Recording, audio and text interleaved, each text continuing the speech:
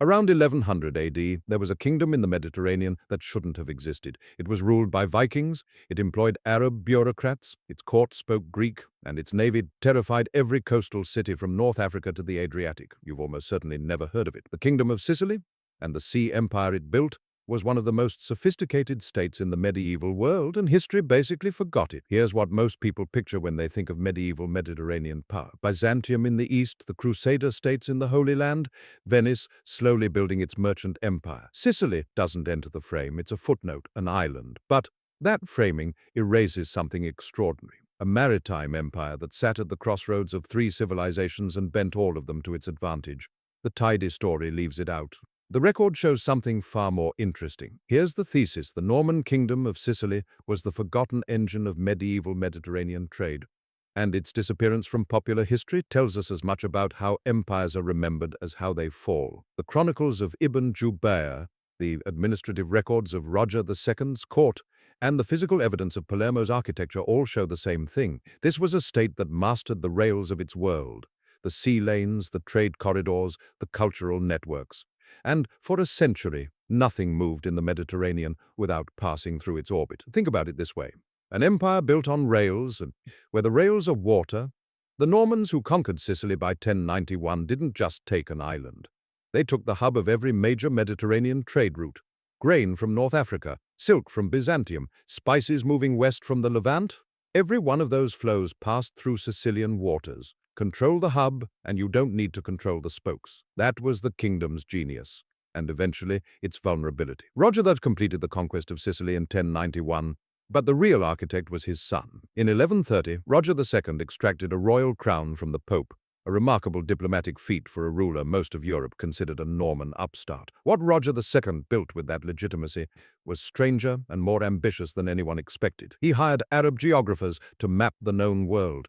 He retained Greek administrators from the old Byzantine bureaucracy. He built churches that looked like mosques from the inside. His court produced the most accurate map of the world made in the 12th century, drawn by a Muslim scholar, commissioned by a Christian king, in a palace that blended Norman, Arab, and Byzantine design into something that had no name yet. Here's where it gets interesting. The kingdom wasn't tolerant in some modern, principled sense. It was pragmatic.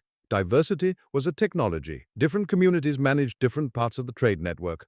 Arab merchants knew North African ports, Greek administrators understood Byzantine law, Norman knights controlled the military corridors, the rails ran because multiple hands maintained them.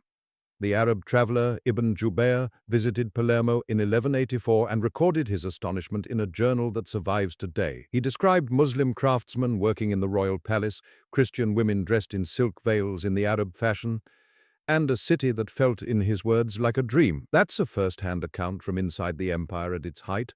The Cappella Palatina, the royal chapel, and is in Palermo. Its ceiling is covered in honeycomb muqarnas, an Islamic architectural form painted with Arabic inscriptions sitting inside a Norman palace. The building is the evidence. You can walk through it. Here's what nobody tells you about this empire. First, reversal. We assume Viking descendants became feudal lords. The Normans who built Sicily became something closer to Arab-style sultans, adopting the administrative systems, the aesthetics, even the titles of the cultures they conquered. Second reversal. You'd think a Christian kingdom in the Crusade era would suppress its Muslim population. Roger II's government issued official documents in Arabic, Greek, and Latin simultaneously. Muslim scholars held senior posts. Third reversal. We think of medieval trade as slow and local. Sicilian merchants were operating a network that connected sub-Saharan gold through North Africa to European markets, an intercontinental supply chain in the 12th century. Fourth reversal. Here's the kicker. The kingdom's fall wasn't conquest from outside, it was inheritance. When the Norman line died out, Sicily passed to the German Hohenstaufen dynasty through marriage. The rails didn't break, the management changed. And slowly, the network that had been maintained by three civilizations in careful balance began to fray as new managers optimized for different routes: Venice, Genoa, the rising Atlantic powers. The crazy part is what the kingdom's disappearance from memory reveals. History is written by those with platforms. Anchor B1457FD-4A.4 FBC-A44 BB24657 Venice had merchants who became historians. Genoa had chroniclers. The Norman kingdom of Sicily had Ibn Jubayr, a foreign visitor, and a chapel ceiling. When the Hohenstaufens absorbed it, and then the French Angevins took it, And then the Aragonese.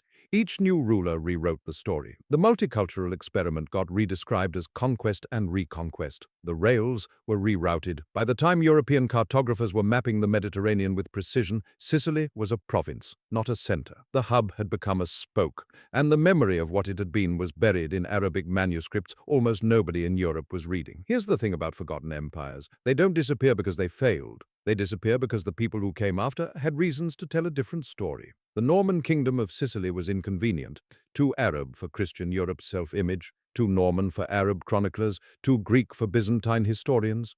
It didn't fit a clean narrative, so it got filed away. What the record actually shows is a state that figured out something modern economists still argue about: that controlling a network is more powerful than controlling territory. The rails mattered more than the land, and when those rails shifted, when Atlantic routes began to eclipse Mediterranean ones, when the Portuguese and Spanish rewrote the map of global trade, every empire anchored to the old Mediterranean hub declined together. Not just Sicily, all of them. If this story surprised you, if you didn't know that a Viking-descended king once ran the world's most sophisticated multicultural state from a palace in Palermo, and that's exactly why this channel exists, there are dozens of these, empires that shaped everything and got edited out. Subscribe, and we'll keep pulling them out of the margins. The next one might reframe something you thought you already understood.